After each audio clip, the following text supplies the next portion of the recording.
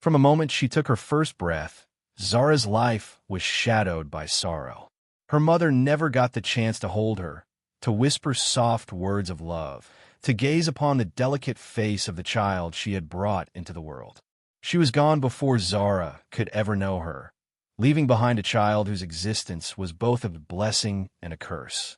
With her mother gone and a father too grief-stricken to care for her, Zara was taken in by her aunt, the woman who should have loved her as her own. But from the very beginning, she was nothing more than an unwelcome burden.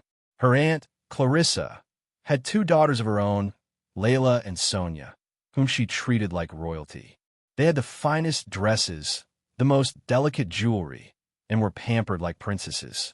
Meanwhile, Zara wore hand-me-downs, worked tirelessly, and knew nothing of kindness. She was the maid in a house where she should have been family. While her cousins laughed and played, Zara scrubbed floors. While they dined on the finest meals, she ate scraps.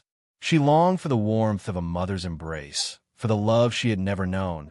But in Clarissa's house, love was a currency spent only on those deemed worthy. And Zara, the unwanted orphan, was never worthy.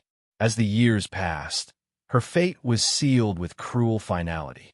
"You're not really a part of this family," her aunt reminded her constantly. "And you certainly don't deserve the life my daughters have." So when it was time for Layla and Sonia to be courted by wealthy suitors, Zara was given a very different fate.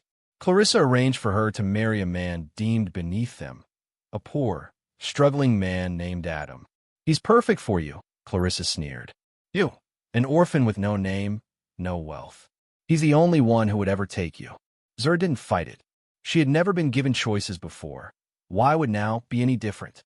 So with a heart heavy with sorrow, she left behind the cold house that had never been home and stepped into the unknown. But life had a way of weaving tales no one expected. Adam was kind, far kinder than she had known men could be. He treated her with gentleness, with patience, and in time, Zara began to see something in his eyes, something warm, something safe. And then, the truth unraveled before her in a way that left her breathless. Adam was no poor man. He was, in fact, a billionaire in disguise, a man who had grown tired of wealth blinding people to his true worth. He had wanted a wife who would love him for who he was, not for his fortune. And in Zara, he found just that. When Clarissa and her daughters discovered the truth, their shock was beyond words. They had thrown Zara away, believing her unworthy, only to find she had risen far above them. Now, the girl they had treated as a servant stood beside one of the wealthiest men in the country. But Zara had learned long ago that love, kindness, and loyalty were worth more than riches.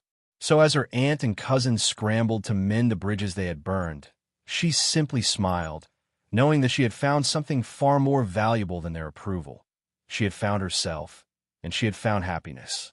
So, what can we learn from Zara and Adam's story? Sometimes, we must break free from society's expectations to find our true selves. The wealth we chase or the status we hold doesn't define who we are. Instead, it's genuine relationships and love that bring true happiness. What do you think? Would you ever make a choice like Zara? Let us know your thoughts in the comments below.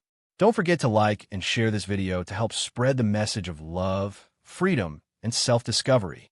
See you in the next video.